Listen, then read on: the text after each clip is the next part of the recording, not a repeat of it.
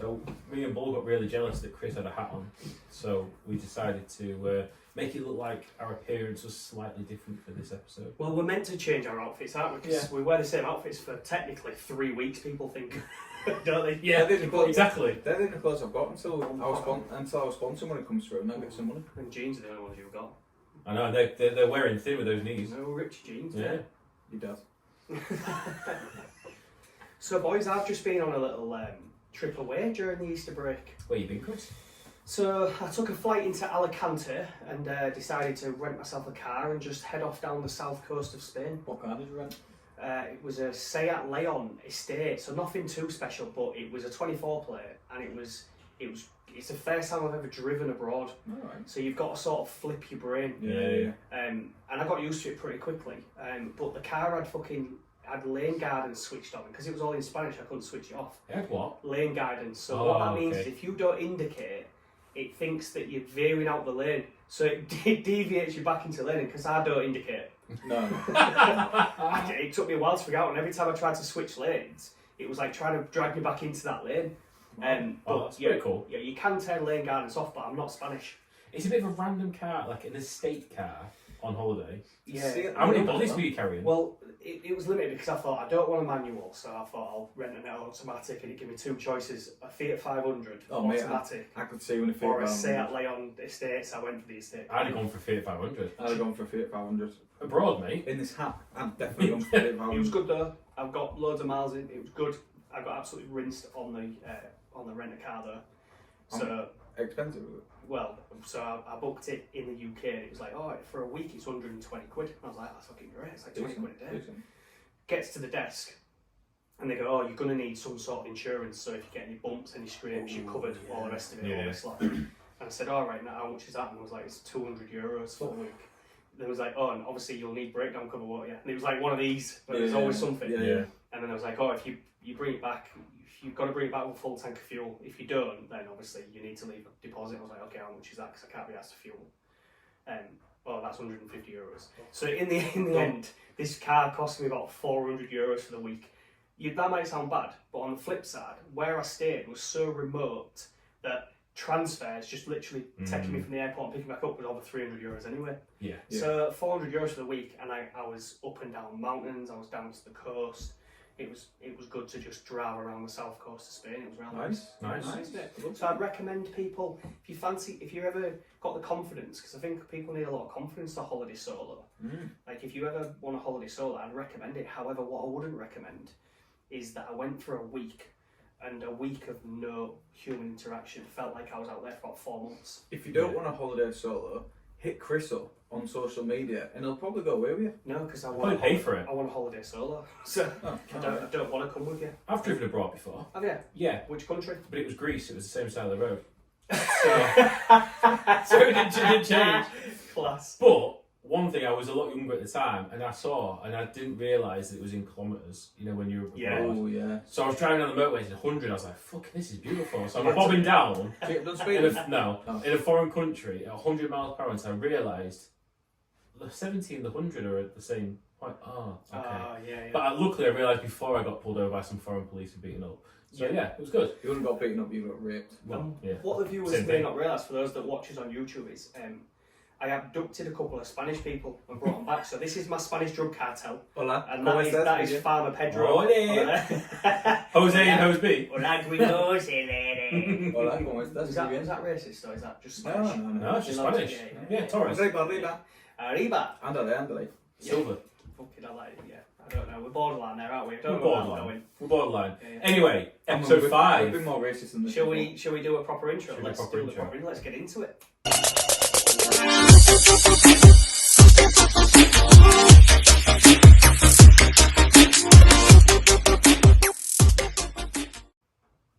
Welcome back to Golf Goals and Grapplers, episode 5, and today we're going to talk about Premier League football. A bit of a sort of towards the end of season recap. We're going to look at player of the season, sign of the season. We're going to give our views on that type of stuff as well. We're going to look at our best Premier League team for the year. We're doing a bit of a draft style, aren't we, Chris? Yeah, so, Explain the draft. Yeah, it was your format. idea. This For those Chris, people who don't know what a draft format is. so for those of you that For bullets. are not into American football or have never seen like an American style draft, what they do is all the teams just basically pick players. So we're going to do that. We're going to pick our teams of the season, but obviously draft style. If Christian's already picked, say, Salah, me and Bullis cannot pick Salah, so that player is gone. So essentially, we've got to pick our teams, and you've got to be quite tactical. So like, for example, if I'm first pick, do I go straight in and go Haaland, or do I think, well, do I get a defensive mid in earlier? And then once we've drafted 3 teams, we'll post them up and put them on the pod, and people can decide who's got the best draft prem team of the season. And then you can all let me know that it's me. Yeah. So that's going to be the second half. In part 2, we're going to do the draft. Yeah. But first half, Christian, what's the plan around football? We're just going to do a bit of a recap in terms of the Premier League season so far, what's gone on, what's our views, look at the title race. That's hotting up. And I think, well, we're going to start at the title race then. Let's start there. I think... Where are we at? 8 games to go when this is going out? No. Yeah, 8 games to go. Yeah, because we'll have done 30, won't we? So this is the day after Liverpool just beat Sheffield United 3-1. Arsenal and Man City were both quite convincing with their results in the end as well. Leading into the last 8 games, the trickiest part for us, and I don't think it's Man United at the weekend, I think it will be a tough game that, but I'm hoping obviously we'll come through. I think our trickiest part for Liverpool is that we've got 3 away games in a row, and I think that is going to be really tough for us because obviously we tend to perform better at Anfield with the atmosphere and the crowd, etc. Away, we always seem to struggle, and I think we've got West Ham. Who else we got away? There's 3. Fulham. Is it right? No, we're just played Brighton. I don't know the third one. But the three away games in a row is a killer. Not having a game at home to break it up in the middle, I think is going to be. Well, tough. is it United? Does all 3 away games start on No. Sunday? No. Oh, right, okay. No. Later on in the season. And we got Villa as well last game of the season. We go away to Villa. I don't know if Villa's a third game, to be fair. It'd be worth us having this up, to be honest. In fact, let me have a look at it now. I don't think those away games are our biggest problem. I think the biggest game, the most difficult game, is the Spurs game. They've got no European football, they've got injuries coming back, they've got a fully fit squad now essentially. I think that game against Spurs, where they're going to be fully fit and on it and pushing for the top 4, I think that's going to be our biggest game. The problem with Spurs is they're so hit and miss. They literally will win 4-0 and then lose 2-0. Yeah, And you just... Are we Spurs at home? So, yeah. I think we'll turn them So on. I'm not worried about that too much. So for us, we've got Man United at the weekend, away. It's always tough to go to Old Trafford, but I think with the fact we lost the FA Cup tie... Is it always tough to go to Old Trafford? Of course it is. Bournemouth won there, Fulham won there. We lost recently there. In the FA Cup done United raise their level when they play Liverpool. Like, the crowd get up, the players get up. They're not Exactly. allowed to play poorly against Liverpool. I've got a stat about Man United. Only one team in the Premier League has faced more shots this season than Man United, and that's Sheffield United. That just shows how bad they are. I think after last they are night, bad. I saw a stat today on Sky Sports, which was, I think they're now the worst after last night. Oh, is it? Yeah, I mean... They're the worst in the so top 5 bad. leagues in Europe. They've Yeah. faced the most shots. Like, over 500 shots in the season so far they've faced. I think when you look at the 3 runnings of the 3 title contenders, I think City have probably got the easiest run. by far. And then it's probably Liverpool, and then Arsenal's probably got the toughest running. So let's have a look at this then. So we've obviously got Man United at the weekend. We then go Europa League and play Atalanta. We've got Palace at home, the second leg of Atalanta away, and then it's into the 3 that are away games. And I generally think this is our toughest. So we've got to go to Fulham and win there. We've then got to go to Everton and win there. And I know they're playing poorly, but again, it's a derby rivalry. And then we've got to go to West Ham. And that West Ham game is a 12:30 kickoff. And we're historically poor The thing at is, 12:30. Fulham are on the beach, they've got nothing to play for. Everton are in a relegation battle, so yeah, it could be tricky. And West Ham, they've got decent players, but they're leggy. If you get an early goal against West Ham, the fans will turn on. And if Calvin Phillips is playing, you're going to score 4. I mean, that's true. He's been pretty cheap. But I think if we get through that period and we're still top of the league, then we win the league with the last 3 games to go. The thing is, if you look at Arsenal's fixtures, Arsenal have still got to go to Man United, they've still got to play Spurs, they've still got to play Villa, they've still got to play Brighton. they've got some very, very difficult games. And they've also got Bayern Munich in They've between got all two that. games against Bayern Munich.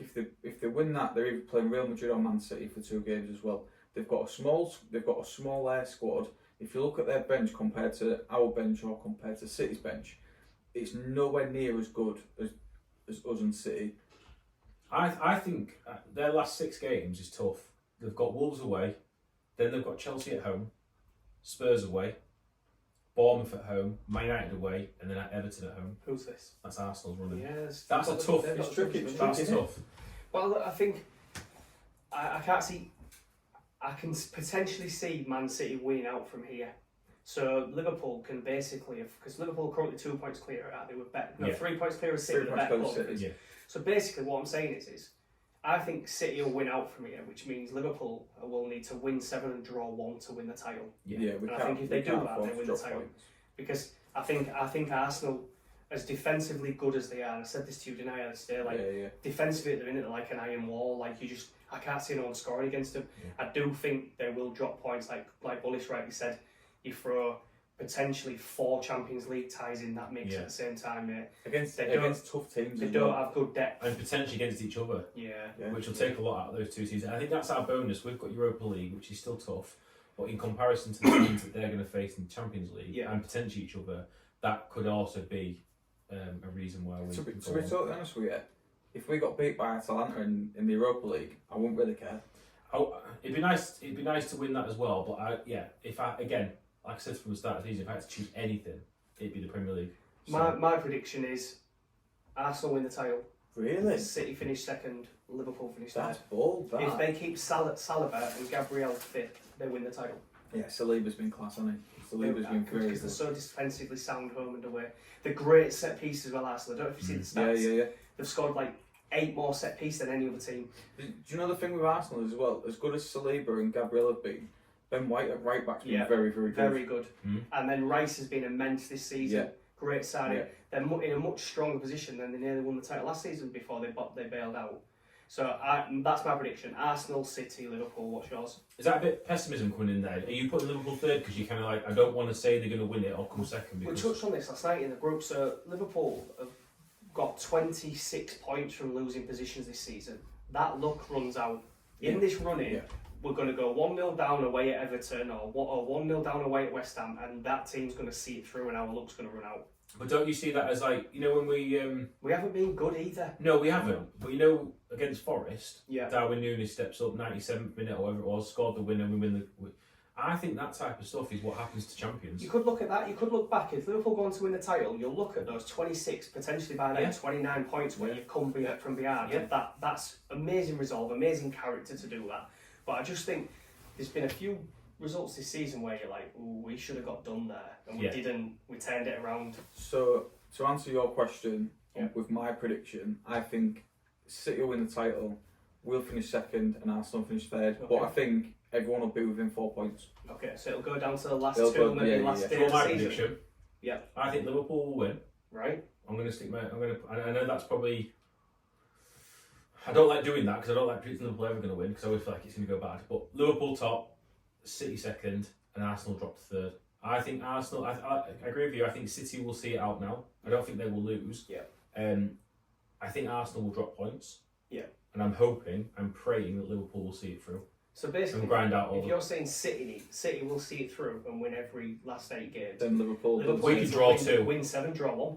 You can't go draw You 1. can't. You can only draw 1. That's for 3 points ahead, aren't we? So if we draw 2. Oh no, draw 1. Sorry, You can only draw 1. So that So potentially. were you saying we've got a tricky run in? yeah, but I don't think it's as tricky as Arsenal's. I think Arsenal's is arguably the toughest, then ours, and then City's. Biggest point is what Bully says, which is if Arsenal get a couple of injuries, there's no depth in there. No. Who's coming on? There's no one coming on. Well, that's the thing. Even if they get an injury at left back and Zinchenko comes on, Zinchenko's dreadful. Yeah. If Declan Rice gets injured and Thomas Partey comes on, Thomas Partey hasn't been seen for about 4 months. Yeah, just come back from a long injury, hasn't he? If Saka gets injured or Martinelli's been out a little bit, if Saka gets injured, then what? They're struggling. And this is the thing, because let's not forget, at the start of the season, no one had Liverpool pinned to do a title charge. Not even me. Everyone was talking about being in rebuild. Yeah. The whole midfield was brand new. No one knew how that was going to go. The fact that we're here and we haven't particularly played out of our skin is amazing. Yeah. And like I said, all them points from losing positions is amazing.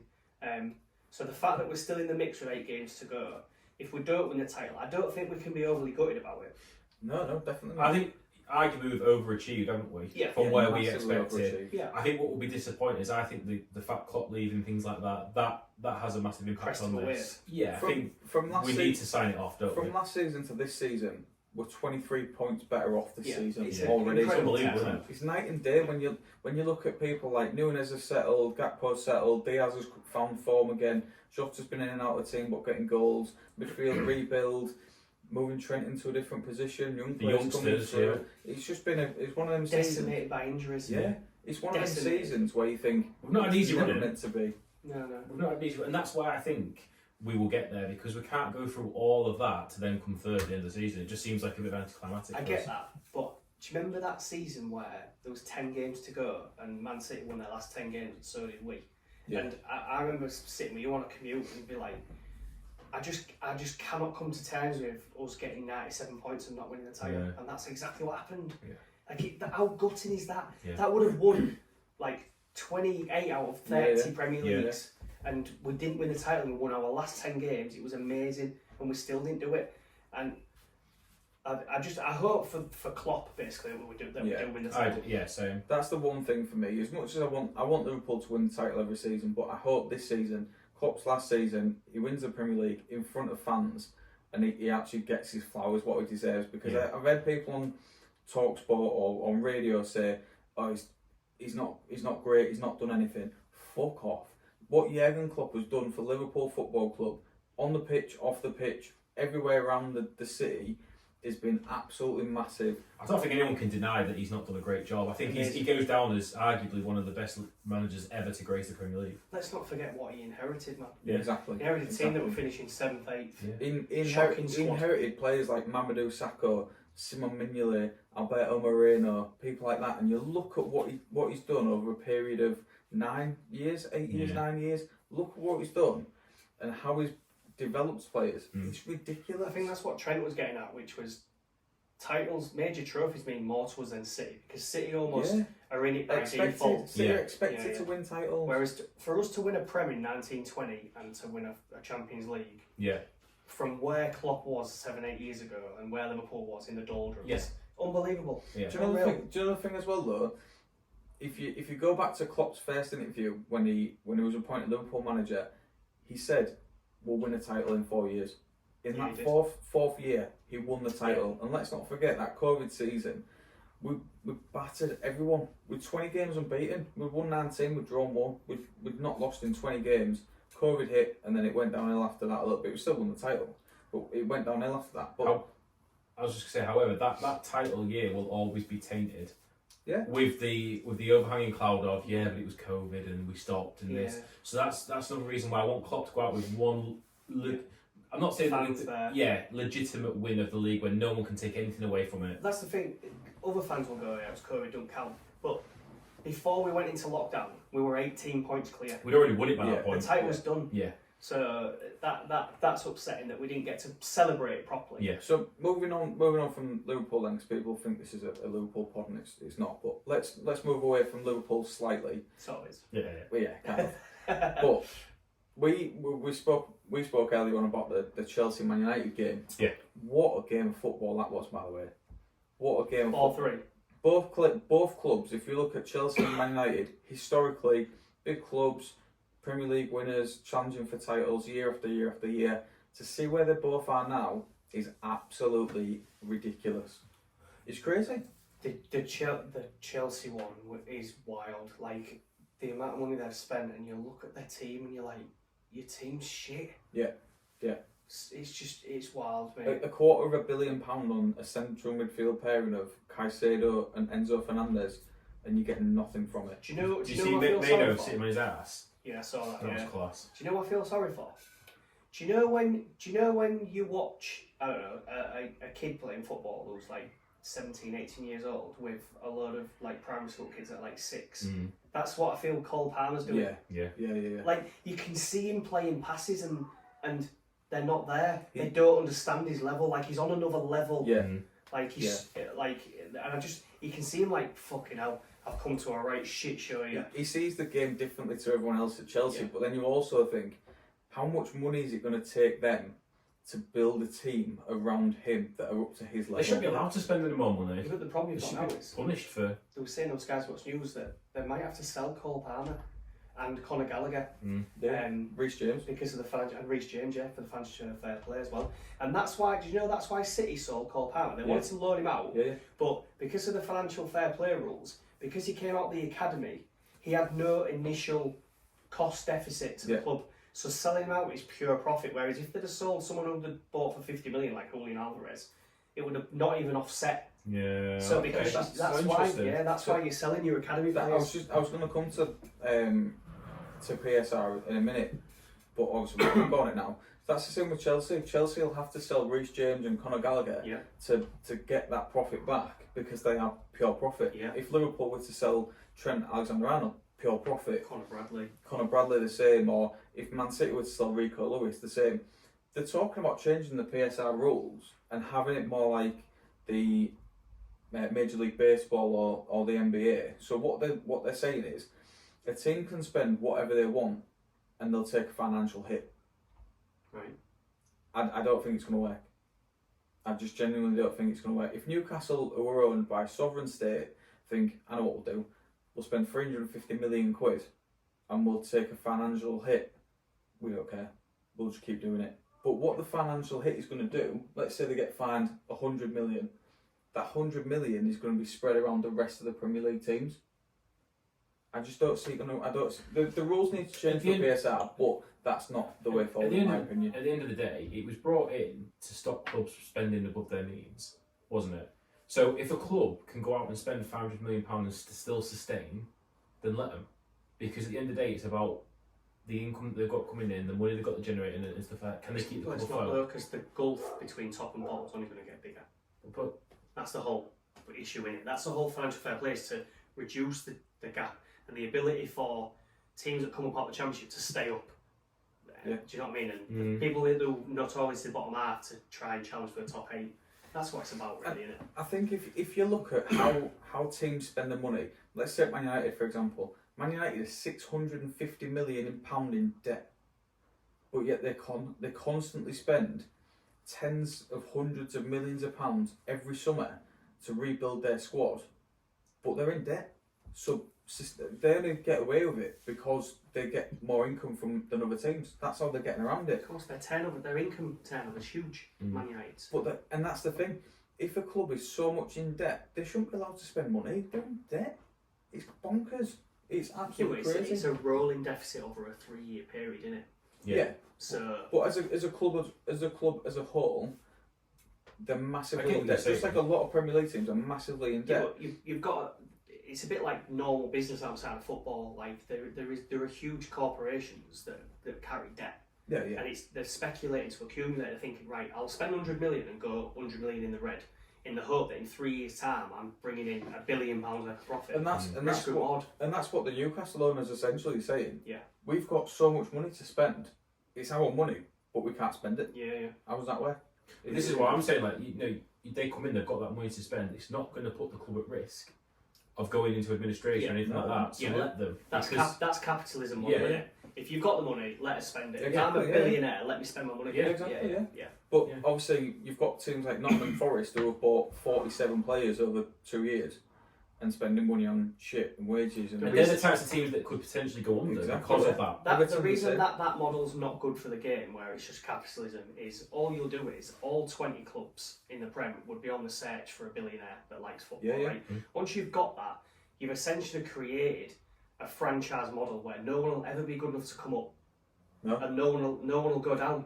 Yeah. And you've essentially just got like a fixed league with no relegation. It's like your Super League. Yeah, exactly. Like Super League. Creates a poor model. Yeah, I get that, but Chelsea's a prime example that money doesn't always buy success on the pitch. on the I agree, pitch. yeah. So you might get someone like the sovereign states that come in and spend £1 billion on players, and they might still finish 10th. Yeah. Chelsea have gone with that scattergun approach with a manager because they've had so many managers over a period of time.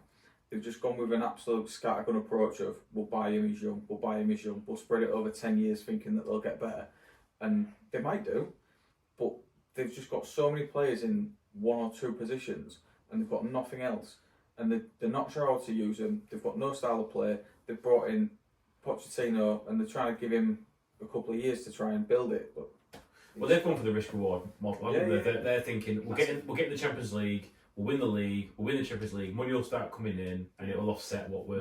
we had this, players on 8-year contracts. Yeah, but it's not going to. we had this conversation on a previous pod about the same thing about Chelsea and you mentioned the model that's not sustainable and it's not. But PSR does need, the rules do need to change, I think, because it's not fair on other teams. Sticking on PSR, because they say that the rules may change at the end of the season. So say the rules change at the end of the season and they've already deducted points that has meant a team's been relegated and the change would have benefited them. How do you think that plays out? Yeah, but That's I agree. It seems wrong on paper, but you can't bring in a new rule and apply it retrospectively. Yeah. There has to be a point where you go, right, from this point, we're doing it this way. Yeah, but what the way it seems bad is it's not like it's something that's been happening for years and then they're suddenly changing it. They're only just deducting people points and they're going, we'll change it at the end of the season. And then, so that I think that's probably why it seems harsh, because people are getting deducted points and then at the end of the season they're going, we'll change it. Yeah. So the biggest thing for it, the biggest team that really stands to lose or gain from this is Luton, essentially. If Everton get docked some more points... And Forest. Yeah, I don't think Forest are going to get docked anymore, but Everton have got another hearing, which is due to be announced You next say week. that, but Forest, if they fail on their appeal, they could get more points. Oh yeah, and rightfully so. So... Okay, so I'll tell you what, we'll take a short break, and then in part 2, we're going to do our Premier League draft, and we're going to do Some some of categories out our with. early predictions of some awards. So we'll see you in part 2.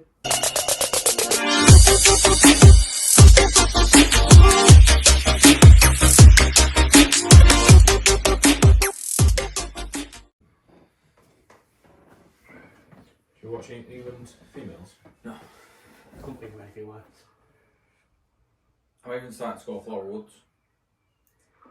Yeah, fucking hell, well, times are bad if you're doing that. Do you know why? Because she's with that absolute knobhead from Love Island. Adam Collard. Yeah. Yeah. Do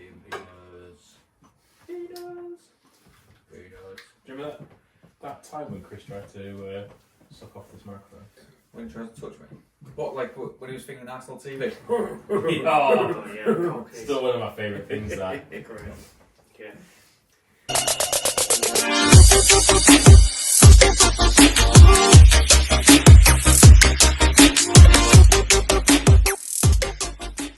Okay, welcome back to part 2. That sounded like I was on the waltzers, didn't I? Yeah. Screw if you want to go faster. Is that your best? That's a good DJ voice, that though. He's got a face for radio. Yeah, it's got a face radio. Lies. Absolute legend face. Right, welcome back to part 2, ladies and gentlemen. I'm getting a bit of background echo noise now. Yeah. I know you mentioned it, but I didn't get it earlier. Go. Anyway, it is what it is. So, we're doing something in the true spirit of football. We've got a couple of little challenges that we set ourselves pre-pod. Oh, I need a pen. So get involved at home if you'd like to. I think the first thing we should do before we do the Premier League Team of the Season draft. Can I have another pen? It's over there on that bed, mate. There's one it's up there. They're not mine, mate. There's one right there. Oh. Where? Right there, mate. On the bed. Pass that pen, please. I ain't moving. Oh, don't be a dick. I can't reach you from here. Also- Why would I move? Also, don't get too close to that light because I won't be able to chop the light out. That's more like it, mate. That makes it easy for me. Oh, that sounds comfy though. I got myself sorted as well. Comfy. Right, sorry, Karen. Okay, so the first challenge we've done is we picked some categories where we have made our own individual selections. This is not a joint decision. No. We make our selections. So is this the draft? No, these are the categories for the Oh, awards. the categories. Yeah, So- yeah. The categories that were given by Adam was Please don't call me that. Player of the Season, Young Player of the Season, Under 23. under 23s, manager of the season, signings of the season, and worst signings of the season. Have I missed anything? Goal of the season. Goal of the season, which we And tagged on at the end. I did disappointment of the season. Yeah. So, That's what I've added disappointment to mine. Yeah. disappointment of the season. Can that be anything? Or is it actually Yeah. like, okay. I mean, football related. Yeah. Okay. So let's kick off with the big award, the biggest award of this year's awards, and that is Player of the Season. Bear in mind, there's 8 games to go, which could dramatically change these, but let's do it. I don't think it will. Golf Goals and Grapplers Player of the Season. Okay, so Christian, who's your Player of the Season? I've gone for Philip Foden. Okay, interesting. Love him. I've got 3. Love that kid. No, you can You only can't. You one. can pick one. So pick your best of your 3. I'll also go Phil Foden. Fantastic. You two worked together on this. Absolutely. Well, not really. When I just said I've got 3. Okay, no worries. Go on. My Player of the Season is Virgil van Dijk. I get that. Okay. Was he in your top 3? Yes. Was he? The other person in my top 3 was Declan Rice. Yeah. Yeah. Should we all talk as to why we've done it then? I I mean, think that'd be good. So I think Phil Foden's been the best player of the season. That's why I chose him. I think. well, Right. Cheers, mate. nice one. Now there was 2 people that I actually changed this last minute. William Shakespeare on the pod, absolute literature genius. I picked him because he's the best player of the season, Like a robot. like Stephen Hawking. Yeah, so I actually changed my player of the season. Tanko. Yeah. Who so was the original? I won't go for that yet because I'll talk about it later. But Okay. Alright. because there's a reason why I changed it. But Is it anyway, because he's now the biggest disappointment? no, absolutely not. Alright. But for me, I just love the way that Foden plays the game. He's just unbelievable with the ball at his feet. He can shoot from distance.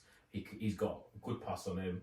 His goal contributions this year has been amazing. I think he's got something like, what is he? Is it over 20 goals in all competitions this year? And he's got like 8 assists. And his contribution is high for a player that's playing midfield as well as sort of in that attack role. I just love the way he plays the game, and I'm excited for him in the Euros. I got slated about 18 months ago, and fair enough now, Bellingham's burst onto the scene. I got slated for saying he was the best English player that we had, Phil Foden, about 2 years ago, and everyone was like, what about Kane or Grealish? I was like, no. No, Grealish is shite. Foden is levels above. Yeah, And there's only really Bellingham that's in his league, English-wise. agree. So, yeah. I think what you said about Cole Palmer will be in that league in 18 months' time. So, beautiful segue. Thank you. My young player of the season is Cole Palmer. Same. Unbelievable talent. He was my player of the season. I changed him to Phil. Oh, really? 'Cause- Interesting. The reason why I nearly put him as player of the season as well is because of everything around it. So Phil's been in that. I don't know if I can call him Phil. Like he's my best mate. Mates. Hi, Phil. Phil. Thanks for watching, Phil. Big P. Big Papa P. P. Foden's been in that Man United squad. Oh Man my City God, squad. I'm yeah. having a nightmare here. Fucking hell. He's been in that City squad for a number of years now, and yes, he's been in and out of it and stuff like that. But he's always been, when he has played, he's always been that player you thought, here we go, he's got something here. He's gonna be a star player. Cole's moved from Man City, and you thought, was that the right thing for him? Cole. We're going first names. Big first Papa names. C. Yeah. CP. CP. CP. And he's C gone Diddy. No one saw him. and Cole. Fuck's sake. I don't, We ain't got time for this. That We're wasn't- running out of bars. that wasn't weird until you said something, but now it's weird. Palmer Palmer. has gone to Chelsea, which is arguably full of really high class players, and he's been the best one. Can I just say, just on this whole name thing, I saw a TikTok where someone was like, Too old for TikTok. there are certain players that when people talk about them up and down the way, Have to say the full name. they say their full Have name. to say the full name. Otherwise, it don't make sense. Yeah. They give loads of examples. I was like, oh my god, Have yeah. to say the full They name. did, yeah. Like you never, like one of the examples was Thierry Henry. No one ever says Henri. Henry. Yeah. Did they? And there was a couple of other really better ones than that. To be honest, I did that a bit. Roberto of Carlos. justice. No one says Yeah. Roberto or Carlos. do No. they? Anyway, It's true. so we ain't got time to break down everybody's young player of the season. But who did you go for? Cole Palmer. Yeah, Cole Palmer. Unanimous decision. Yeah, absolutely. Okay, so manager of the season. Let's go that end and come back this way then. Jurgen. Jurgen Klopp. Gary O'Neill. That's a great shout because we all had Wolves to go down there. Yeah. I've gone for Unai Emery. He was on my list. Was he? He was on my list, yeah. I think Gary O'Neill has done incredible job Amazing. at Wolves. And there's no wonder he's been talked about for better jobs. He has done an absolutely incredible job. Unai Emery's done the same. David Moyes has done the same. I think they've all done really, really good jobs. For me, it's got to be Gary O'Neill. Got no money, got no squad. He's got him to 9th, 10th in the league at the minute. Klopp did make my shortlist. There's a lot of good managers in the league this year. A lot of managers have done. Look what Klopp's done done. well. I mean, That's no Liverpool fan would have blinked if we'd have finished 4th this season. No. 20 points off the top. No. None of us would have blinked. No, not at all. So, like we said earlier, the fact that they're in the running with a rebuild of a squad, unbelievable. Yeah. Can I just go back to young player here for a minute and give a shout out to Bukayo Saka? I don't rate him. He's dropped off last few games, hasn't he? Been injured, hasn't he? But even still, he's got most goals this season than he's got in any other season, most assists this season than in any other season. The progress he's making is class. And then when you think about it for England, look at some of those players that mentioned: Saka, Foden, Bellingham. It's worth a mention. Look, he's a good player. He's one of those players that I've never really bought into. I've never really seen the massive hype around him. A bit like Theo Walcott. Is that because you can't call him by his first name? Yeah, Bakayo. Bakayo. Yeah, Okay, so we'll start me. Sorry, Bull, you're in the middle. Signing of the season. So my signing of the season I couldn't split two. I've got two. I've actually got a special mention of a third. Cool. If he would have stayed fit. I've got two. So my signing of the season is Cole Palmer. Yeah, same. And I couldn't split him with Kudus at West Ham. They're the two that I've got. Unbelievable. Yeah. Have you seen him play? Yeah. Yes. What a player. That's what Yeah. I have We've as got well. to buy He's that guy. class. He was We have got to buy that absolutely guy. I know, like you said before, like a bit of a Mane type player. Unbelievable. He's so good. Yeah.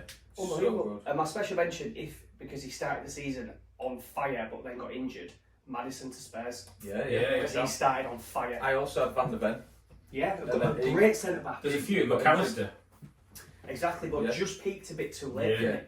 But Kudus throughout the season, and then he went off to AFCON. You could tell it was missing from West Ham.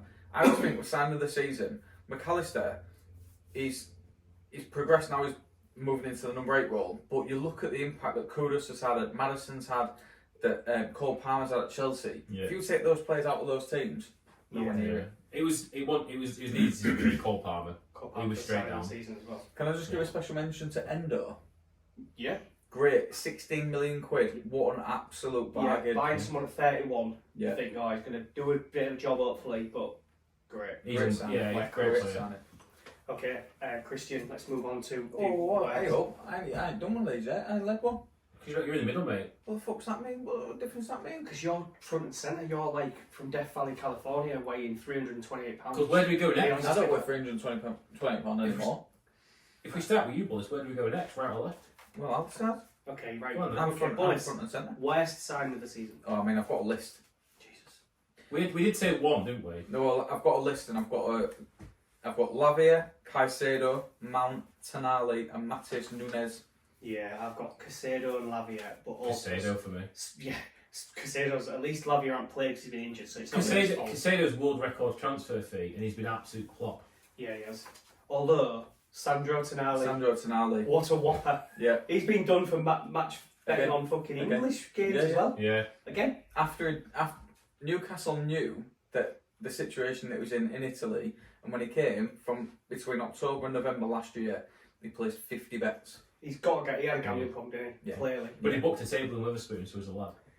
Well, yeah, there was that. That's Yeah, because they told him To put some bets on. Yeah. People just thought it was just a normal guy.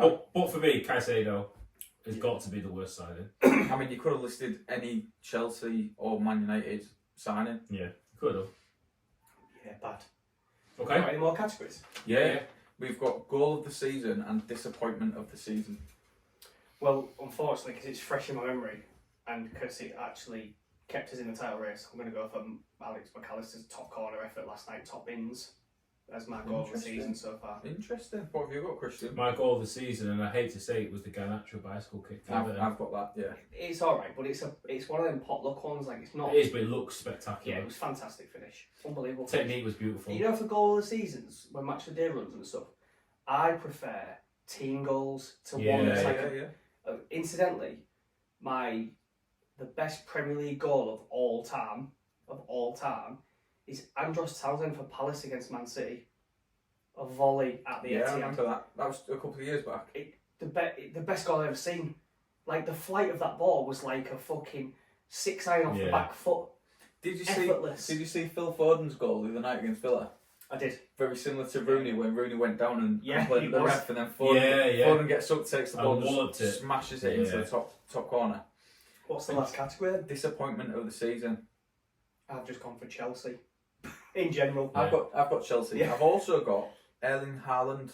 Yeah, mate. He has been saying that his numbers are still He's still top mega. goal scorer in the Prem. Still mega for his numbers. Did you hear Roy Keane say that the rest of his game League is Two. a League Yeah. 2 player? Yeah. I mean, that's brutal. League Two's a bit strong, maybe League One. But do you know, so earlier on in the season when Erling Haaland was scoring, everyone was like, it's so good to see a traditional number 9 that's not wanting to come into the play and he's only happy to touch it 19, 20 times a game. And now he's not scoring. Everyone's slating him for not being involved. People are so fickle. Oh, 100%. But I've got to say Chelsea because that is diabolical. Mine I put Klopp announcement. Yeah, that is a great shout. Yeah. On that. Yeah, definitely. Yeah. That was disappointing. Just when I was talking about earlier, going back to player of the season, I was between Phil Foden and Cole Palmer. Phil and Cole. Again, I thought the other night might seal it for me. You know when Foden got the hat trick, and then Palmer goes and gets the hat trick. And I thought, for fuck's sake, still can't choose between the two of them. So both young great talents. That is horrible that City allowed Carl Palmer to leave. I can't understand it. Yeah. He's English. He meets your quota. He's on par with Foden. But then, if they wanted to send him out on loan, which would have made sense, they'd have come back next season, he'd have had a full season under his belt, he'd have been absolutely outstanding. Where would he fit in now? I'd Better than Nunes. I'd sell Grealish and keep Grealish, better than Grealish, But then they bought Doku. Better than Doku. Doku's like Adama Traore, a slightly posher version of Adama Traore. His final ball and finish is dreadful. Oh, look. I've got no issue with Cole Palmer staying there, and they didn't need to buy Doku, and they should have sold Grealish. Yeah. But City just develop them, don't they? Like, they've got that Oscar Bob, Rico Lewis. They've got so many different players, and they can just develop them, no bother. Yeah. Liverpool are the same to an extent. Conor Bradley, Quansah. Doku needs to really refine his game, otherwise he's going to get moved on. Yeah, 100%. Absolutely. He'll get moved on. Guardiola has very little patience for people that are not technically very good. Which is why I think he's kept Grealish, because technically Grealish is a very good player, but he's just What's the offer? much of a muchness. Apart from buying a free kick. Did you see him berate Grealish the other day? No. After who did Man City play? We won the Arsenal game. It was the game before, I think it was. And he got on the pitch in his face. Yeah. And he was proper lambasting him. Great word that, by the way. That's great. Spell it. Lambasting. L-A-M-B. Good, because he don't do a lot of doing a lot. No. Like he's a bit of nothing. He's Grealish. He's a forward version of Jordan Henderson. Checks back inside and plays it back to the left back. Yeah. It's boring. Yeah. But do you know what the unfortunate thing is? This might sound ridiculous, but this is the reason why. It's Jack Grealish sells shares and increases the profile of the club. Yeah. Cole Palmer looks like a goblin, so doesn't. Yeah. And ultimately that's what's come down to, because Cole Palmer's miles better than Jack Grealish. Yeah. But he doesn't sell shares. No, I agree. Yeah, I absolutely agree. I think as well with Grealish, £100 million price tag. He's never been a £100 million player. Never will be a £100 million player. But he gets labelled with that price tag, and it's probably not his fault. He's probably £40 million player. I bet you he sold 100 million in shares. Oh, easy, yeah, absolutely. Because the younger generation, like the demographic, like 8-year-olds to like 18-year-olds, they absolutely bum Jack Grealish. Absolutely, yeah. Everyone wants his hairstyle, and Right, should we move on to the draft? We're going to part 3, so we'll be back in a second, and we'll be doing our Premier League draft.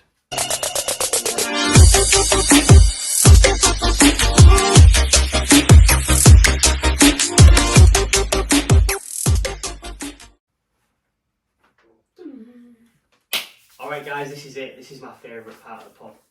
For one reason, because boys didn't understand the concept, so you might be caught on the hop. But this is the Premier League draft. So the intention is we've got to build our Premier League's teams of the season, but you cannot pick, once a player's been picked, you cannot select that player into your team. So what we'll do is we will draw who goes first. Yeah, absolutely. And who goes second, and you'll stay in that order until everyone's got a team of 11. Cool. And then we'll see who's got the best team at the end of it. So how are we going to decide who goes first? This is how we'll decide who goes first. So I'll turn around, You'll give out 3 numbers and I'll pick the order of the numbers. Okay. Yeah. Ready? Whoosh. Yeah, he's obviously got a spinny chair. Yep. Okay, so first draft pick will be number 3. You? Hey boy! Second Great draft one, yeah. pick will be number 1. Hey! Last draft pick will be number 2. You saw that in the camera. Turn around and do it again. So, Shut your eyes. there's no fucking camera staring through a plasterboard. No, the TV. Jesus. Don't waste your first pick. Oh no, this is a big one. Where do you go? But do you remember, Bullis, like in draft picks, it's the worst team that gets the first pick anyway, so... It is. That's true. Yeah. Yeah, so- That's true. Okay. In the NFL draft, the team that finishes last gets the first pick. So therefore, I should go first and you should go last. Okay, so Hey, Nick's all over it. just Yeah. bullshit. Okay, so my first draft pick in round 1 of the draft is going to be Kevin De Bruyne. How have you not gone for player of the season? Because if Kevin De Bruyne was fit, he's always player of the season. My first pick's going to be Philip Foden. Cool. Do these have to fit into a specific formation, or will you pick your formation once you've got your players? You Try and make them you fit? make them fit. You've yeah. got, I do it a bit like fantasy football, where you've got like 4 midfielders, and not have to necessarily be No, DMs no, and CMs. they've got to fit. They've Nah. got to fit a formation because otherwise you could have 10 strikers. 4-4-2. No, it's got to be like in the fantasy football. You can only have like a 3-4-3 or a. It's still got to be a formation, but you don't have to buy Yeah, because for right example, mids and left mids and DMs. if you go 3-5-2 and pick 5 midfielders, you're probably going to have a better team. Mm. So I think you all have to say it's 4 defenders, 4 midfielders, 2 strikers. I've got I don't want to go 4-4-2. 4-3. Let's go 4-3-3. I'll pick the formation. Only 3 midfielders. Let's. I want to play Look, 3-4-3. I guess you pick it. You I want pick to play it on what 4. you- I want to you play pick on what you've got. 4-3-3. Oh Is yeah, that yeah. cool? We'll pick our formation once everyone's picked their teams. So Go just on pick the teams. So who have you gone for? Foden. So round 1 you went for Foden. My first pick in the draft is Rodri. Big shout, mate. Big shout. Okay, he's ticking off my list. Okay, in round 2 of the draft, I'm going to go in the spirit of Bullis. I'm going to go because I'll need a defensive midfield. I'm going to go for Declan Rice. Cool. Okay. I'm going to go for Virgil Virgil van That's a Dijk. great shout. What a shout!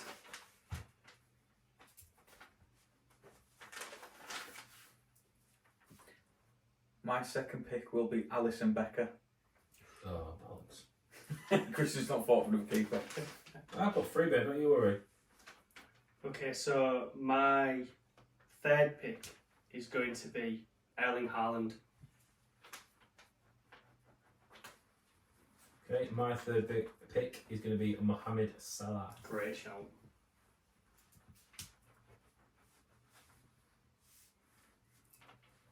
Yep. My second pick will be John Stones. Shout. Nice. Okay, my third pick will be Heung-min Son. Nice. Lovely. I'm going to go for another midfielder. I'm going to go for Martin Odegaard. Like it. He was on my short list to make it. My next pick will be William Saliba. Good Great shout. shout. Take him off my list. My next pick will be Trent Alexander-Arnold.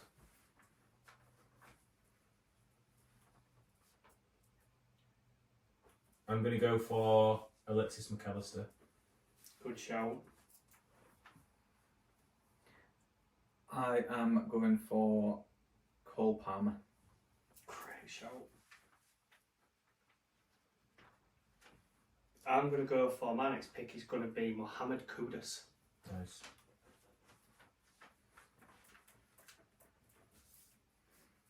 I've got 6 players by the way, which means you two must have 5. Yeah.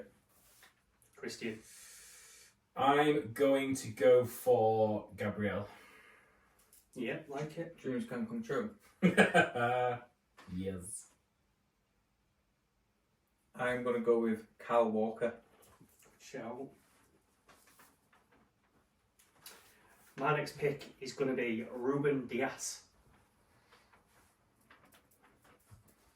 Lovely. I'm going to go for Ben White. Right back. Good shout. Yeah, good shout. I will go for Bukayo Saka. Good shout. My next pick will be Edison. I guess I'll go. No, I won't actually. I'll leave that. You both got keepers now, haven't you? I'll leave that to the end. I will go. I think I'm going to go for Solanke up top Nice. Interesting. as my striker around Salah and Foden. Good shout. I am going to go with Andy Robertson. Yeah, lovely. Do you know what?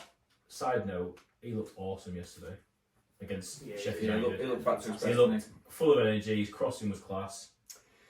My next pick is I'm going to go for Bernardo Silva. he? Nice. Lovely shout.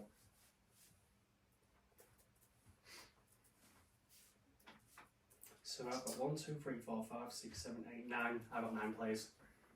I'm going to go for my left back now, and I'm going to go for Joe Gomez. Good shout. I had him on my list. I'm going to go with Alexander Isak. Oh, nice. I'm going to go with. Oh, I'm torn now.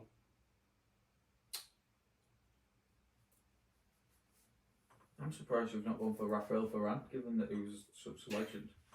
You know, Thiago Silva. Thiago Silva, yeah. I'm going to go for.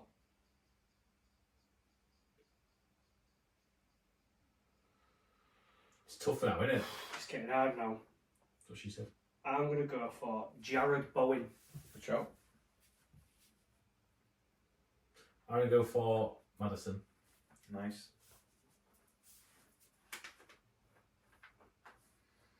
I will go with Gabriel Martinelli. Good shout.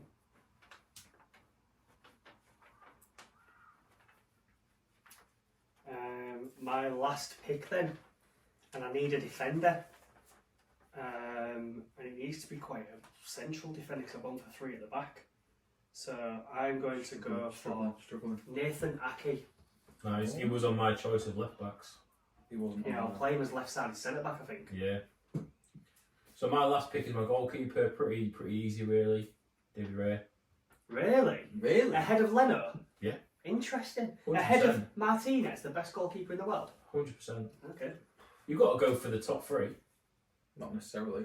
Nah, I think he's a solid keeper. To be honest, yeah, if he played more, I probably would have gone for Ramsdale from Arsenal. 'Cause I thought Ramsdale was great last year. Yeah. But anyway, Raya, that's my team. Your last pick then? My Lewis, last pick before we run through teams. is Lucas Paquetá.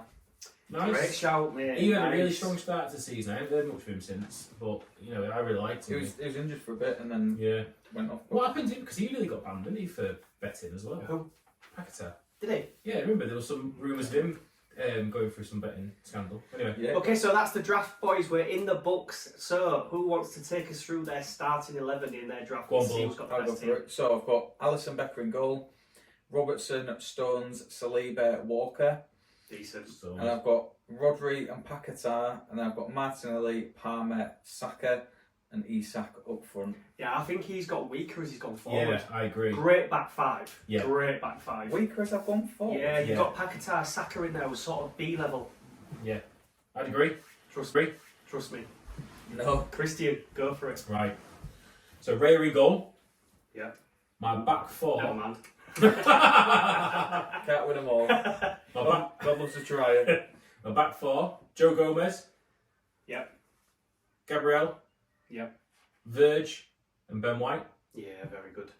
My midfield 3 of Maddison, McAllister, and Odegaard. Yep. And a front 3 of Salah, Solanke, and Foden. Oh, he's gets better. Goalkeeper and centre forward doesn't do it for me. Yeah. I think a centre forward like Solanke with Salah and Foden either side of him gets you somewhere. Okay, so mine is Edison in goal, Very strong. Trent, Ruben Diaz, and Nathan Ake. Declan Rice, and this is where it gets strong. Kevin De Bruyne, Mohamed Kudus, Bernardo Silva, Jared Bowen, Heung-min Son, and Erling Haaland. I think each Hang on, layer. read them out. How many you got? 1, 2, 3, 4, 5, 6, 7, 8, 9, 10, 11. You sounded like you had 12 players. I think each layer of yours has got a weakness. What do you mean? So like, what was your back three again? Ake. Trent, Diaz, and Ake. So Ake and Trent as centre backs. Don't do it for me. I think Ake and Trent in a back three is subject. Yeah, but Rice could drop in when we haven't got the ball and play back four. And your midfield. You could maybe go Rice as a centre back and Yeah, Trent my in midfield. midfield is immense. So I've got Rice holding, then I've got Kudus, De Bruyne, Silva, and Bowen. Yeah, That's pretty strong. That's my strongest part. And then up front I've got Haaland and Son. And there was somebody else up front, wasn't there? No, Haaland and Son. Haaland and Son. So like my weakest part is my back three. Yeah. But after that, mine's like watertight. Mine's the strongest midfield and attack. I thought it would be. No, I mean I'm conceding my defence ain't great. But who went first? Well, Your who back is- five is immense. Read through your back five. Alisson, Robbo, Stones, Saliba, Walker, Yeah. That's unreal. and Rodri. I would say that's the best back four. Yeah, he's not back six. Yeah. Because Rodri and Rice. Yeah. Yeah. So that's good. And what was yours? My Gomez, Gabriel, Verge, and White, Yeah. and then Very good. Maddison, McAllister, and Odegaard. Yeah. Strong midfield, and then Salah, Solanke, and Foden. Yeah. Pretty good. Pretty good. I think they're three pretty good sides. to be I fair. think they are. Let good us know in sides. your comments, guys, who you think's got the best team, and if you Who's could got pick, the best? what would you change about them? Let us know what you think. I wonder if there's anyone that we've missed that people would think they've got to make a. Well, do you know I nearly picked ahead of because I needed a left-sided centre back. If I was playing a back four, I wouldn't have picked Ake, and genuinely I would have picked Conor Bradley and got him in. He there. was in my three of a right back, Yeah. along with Trent. So I had White, Trent, and Bradley. I was thinking of Van der Ven, and I also had Sven Botman. The only players that I didn't pick that I had to lean on was Leno in goal, should I be needed him. Kieran Trippier at right back, no one went for him, I don't think. No. Ben Chilwell, and then Anthony Gordon. No one picked Yeah, Anthony He Gordon. was in my top three. If I didn't get Rice or Rodri, I wrote down Douglas Luiz. Yeah, great Yeah. shout, yeah. And then the only ones up front which we didn't consider, which I had wrote down, was no one picked Ollie Watkins. No. No. Most goals and most assists in the Premier season combined out of everyone. Ollie Watkins. He wasn't even in my top three. And then the other ones was Luis Diaz, Diego Jota, I had Luis Diaz. Julian Alvarez, and Darwin Núñez as my Yeah. absolute pitfall bottom choice. Again, Núñez was in my top three alongside. I kind of went on form and how much they've played this year. So I kind of avoided people like Trent because he's not really played a lot this year. De Bruyne, Yeah. he's missed a lot of time. I did Jota's been out injured, so they're good players, but they've not been playing that well. I this did year. look into a lot of like the stats thing when I looked at it before. I thought we'd gone off too many on stats. So I had like Pedro Neto, Great player before he got injured. Yeah. Love it. Udogie from Spurs had Yeah. a great season. Van der Ven, who else did it? Paulinho from Fulham. Yeah. Sandro Tonali. Then 3 games he played was decent. And I bet loads of people go for him. I bet he does. I bet he bets on himself. Yeah. Right, that's it then, guys. That's the Premier League pod in the books. Let us know what you think in the comments. Whose team's the best, or put your own team in the comments, and we'll see Look how forward to hearing from you. Yeah. So we'll. That's it, guys. We'll see you on the next one. Cheers. Bye bye. News.